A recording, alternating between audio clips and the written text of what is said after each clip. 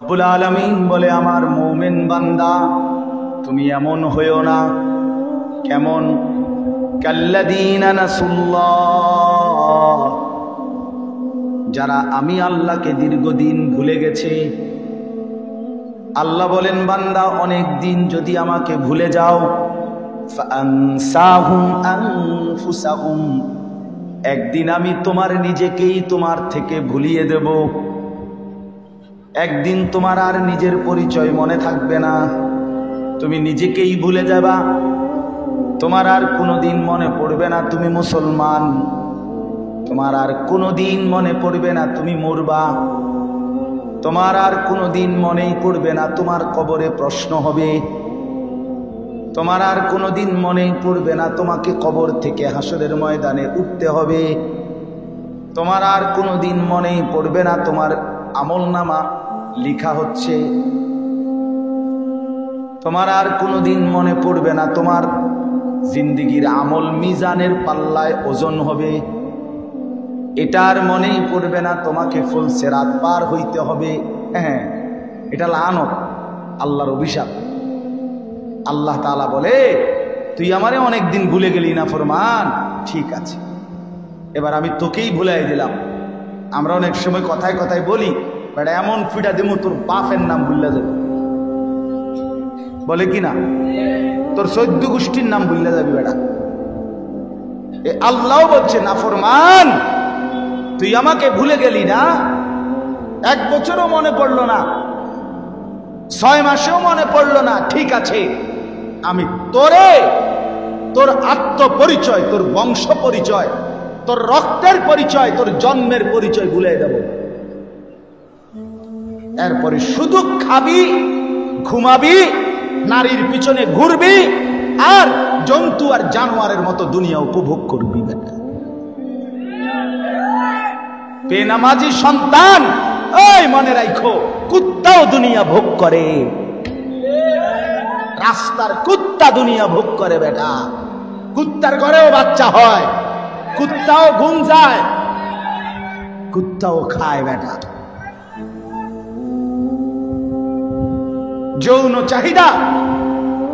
যৌন চাহিদা কুকুরেরও পূরণ হয়। এটা আহামরি কিচ্ছু না, আহামরি কোনো বিষয় না। যৌন চাহিদা পূরণ হলো, পেটের ভোগ খাবার চাহিদা পূরণ হইল, লজ্জাস্থানের চাহিদা পূরণ হইল, খালাস, জিন্দেগি ফুর্তিতে। হ্যাঁ, এক এক ছেলে চলাফেরা দেখলেই বোঝা যায়, এতে হিসাবে হইল যে আমার যেহেতু লজ্জাস্থানের যেই চাহিদা, নারী দেখে মজা পাওয়া, উলঙ্গ ছবি দেখে মজা পাওয়া, অশ্লীল দৃশ্য দেখে মজা পাওয়া, এটা যেহেতু অর্জন হইতেছে, আর আমার বাপের ইজ্জত আছে না নাই, মার ইজ্জত থাকবে, আমার বংশের ধর্মের ইজ্জত আছে না নাই, এটা আমার দেখার বিষয়। আমার তো শাহওয়াত পূরণ হইতেছে, আমার তো শরীর চাহিদা পূরণ হচ্ছে। নাউজ। এই জন্য বন্ধু আমার, বাপ আমার, আমি এটা বললাম, রাসূলুল্লাহ সাল্লাল্লাহু আলাইহি সাল্লাম সরাসরি ডাক দিয়ে বলছে, যুবকের প্রতি নবীজির কি পরিমাণ মহব্বত ছিল, নওজওয়ানদের জন্য। আল্লাহ নবী বলছে, ইয়া শাবাবা কুরাইশ, হে কুরাইশের যুবকগণ, এভাবে ডাকছেন, গুদ্দু আবসারাকুম ওয়াহসানু ফুরুজাকুম। নবীজি বলছে, হে কুরাইশের যুবকগণ, তোমরা তোমাদের চোখ নিচের দিকে নামাও এবং তোমরা তোমাদের লজ্জাস্থান হেফাজত করো।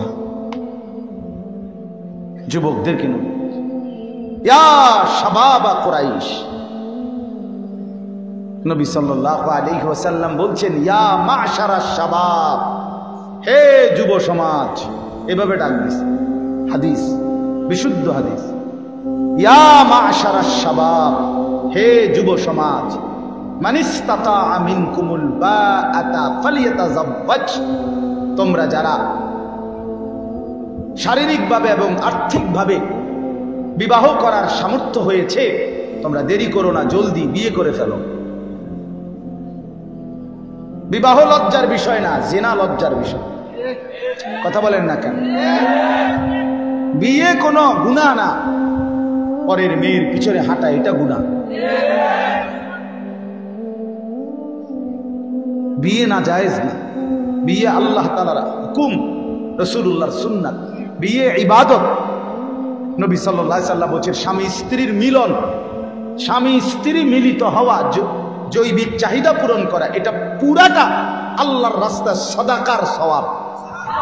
ওয়াফি বুদ'i আহাদিকুম সাদাকা, রাসূলুল্লাহ সাল্লাল্লাহু আলাইহি ওয়াসাল্লাম। এটা লজ্জা না, এটা অপমান না,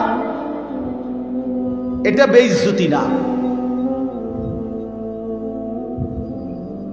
নবী সাল্লাল্লাহু আলাইহি ওয়াসাল্লাম উৎসাহিত করছেন, কোরআনে আছে আনকিহুল আয়ামা মিনকুম, তোমরা তোমাদের অবিবাহিতদেরকে বিবাহ করাও।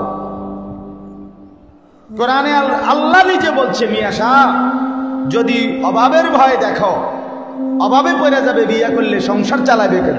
আল্লাহ নিজে বলছে ফাসাউফা ইউগনিকুমুল্লাহ, অচিরেই আল্লাহ তোমাদেরকে ধনী বানায় দিবে। কোরআনের আয়াত, নূরের আয়াত।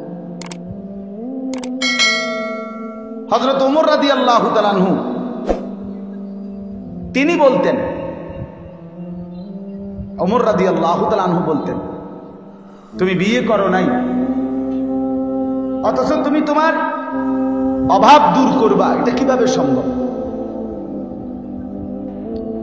আমার কথা এটাই, কোরআনুল কারীমে আল্লাহ তাআলা বললেন আল আখিল্লাউ ইয়াউমাইদিন বা'দুহুম লিবা'দিন আদুভ ইল্লাল মুত্তাকিন।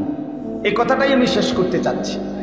হযরতে আলী রাদিয়াল্লাহু তাআলা আনহু বলেন, এই দুইজন নেককার লোক বন্ধুত্ব, তো একজন মৃত্যুবরণ করার পরে আল্লাহ তাআলা যখন বলবে ফেরেশতাদেরকে তার জন্য জান্নাতের দরজা খুলে দাও, তখন এই লোকটা জান্নাত দেখে নিজের জান্নাতের অবস্থান বুঝে সাথে সাথে তার দুনিয়ার সেই বন্ধুর কথা মনে পড়বে এবং বলবে সাথে সাথে আল্লাহর কাছে দোয়া করে, আল্লাহ আমার অমুক নামে একটা বন্ধু ছিল, এই বন্ধুটা আমাকে দিবানিশি রাত দিন নেক কাজে, আখিরাতের কাজে, ঈমান আমলের কাজে উৎসাহিত করত, অনুপ্রেরণা দিত। বিনিময়ে আজকে আমি নেক আমল করে কবরে আসছি, আর আমার জান্নাতের ঠিকানাটা আমি দেখতে পাইলাম। আপনার কাছে ফরিয়াদ, আপনি আমাকে আমার সেই বন্ধুটাকে মৃত্যু পর্যন্ত হেদায়েতের উপরে রাখেন এবং আমার মতো কবরেও এমন জান্নাতের দৃশ্য তাকে দেখাইয়েন। আল্লাহ তাআলা তখন সরাসরি বলবে এই কবরের বান্দাকে, হে আমার বান্দা, অচিরেই আমি তোমার সেই বন্ধুকে এই কবরে তোমার সাথে এমন অবস্থায় দেখা করাবো যখন তোমরা দুইজন, তুমি তোমার বন্ধুকে দেখে শুধু হাসবা, মোটেই কাঁদবা না। সাথে সাথে হযরত আলী রাদিয়াল্লাহু তাআলা আনহু বলেন, দুনিয়ার মধ্যে যেই দুই বন্ধুর মধ্যে সম্পর্ক ছিল গুনার সম্পর্ক, নাফরমানের সম্পর্ক, ওই যে বললাম বিড়ি একজনের, ম্যাচলাইট আরেকজনের, মনে আসেনি? মোটরসাইকেলের একজনের অকটেন ঢুকাই দিছে আরেকজনে, মোবাইল একজন, এমবি দিছে আরেকজন, এই যে সম্পর্ক। দোস্ত আমি আছি না, আমি থাকতে ফ্রেন্ড, বন্ধু বন্ধুর জন্য যদি আমরা কিছু না করতে পারি, আমার টাকা যদি তোর উলঙ্গ ছবি দেখার জন্য খরচই করতে না পারি, তোর মোবাইলে যদি এমবি দিতে না পারি, তা আমার বন্ধু কি? আর একসাথে চলি আমরা, তুমি জুয়া খেলবা, আমি টাকা দিতে পারতাম না, তাহলে আর ফ্রেন্ড হলাম কেন? বুঝেন না কথাটা? একসাথে তুমি চলি ফিরি, তুমি নেশা করবা, আমি টাকা দিতাম পারতাম না কেন? আমরা বন্ধু না? এই নাফরমানির বন্ধুত্ব। এদের দুইজনের একজন মৃত্যুবরণ করলো, কবরে গিয়ে প্রশ্নের জবাব দিতে পারলো না। আল্লাহর পক্ষ থেকে বলা হবে আমার নাফরমান বান্দার জন্য জাহান্নামের দরজা খুলে দাও। এই নাফরমান জাহান্নামের দৃশ্য দেখে যখন বুঝবে এটাই তার জাহান্নাম, তখন সে মনে পড়বে ওই অসৎ বন্ধুর কথা। তাফসীরে লিখছে এই লোকটা তখন ওই আল্লাহ তাআলার কাছে দোয়া করবে, এই নাফরমান আল্লাহর কাছে কবরে দোয়া করে বলবে, আল্লাহ আমার একটা বন্ধু ছিল যে দিবানিশি আমাকে গুনাহের কাজে, মন্দ কাজে উৎসাহিত করত, সহযোগিতা করত, এমনকি এই আখিরাত হবে না, কবর হবে না, আপনি মাওলার সামনে যেতে হবে না, এটাই আমাকে দিবানিশি বলতো মাওলা। আজকে তারই প্ররোচনায়, তারই উৎসাহে আমি দিবানিশি গুনাহের কাজ করে আজ আমি এই অন্ধকার কবরে জাহান্নামের দৃশ্য দেখলাম এবং আমি বুঝলাম এই জাহান্নাম আমার ঠিকানা।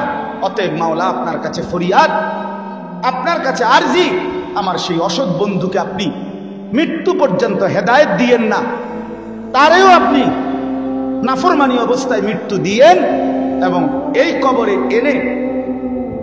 কবরে এনে আপনি তাকে আমার মতো পরিণতি করাইয়া এই জাহান্নাম দেখাইয়েন।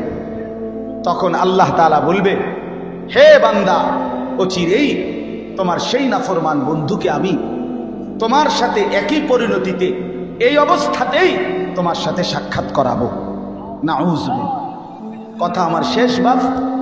অতএব আজকের এই যুব সমাজ, নওজোয়ান সাথীরা, দোস্ত আমার, বন্ধু আমার, প্রিয় ভাই আমার এটা ফরিয়াদ, আমার এটা আহ্বান, তুমি নিজেও নষ্ট হইও না, তুমি কাউরে নষ্ট করো না, তুমি কাউরে চরিত্রহীন বানাইও না, তুমি কাউকে মদ, জুয়া, জিনা, ব্যভিচারের আড্ডায় নিও না, তুমি কারো জিন্দেগি বরবাদ করো না, আখেরাত নষ্ট করো না, বরং সবাই মিলে একে অপরকে নেক কাজের প্রতি উৎসাহিত করি।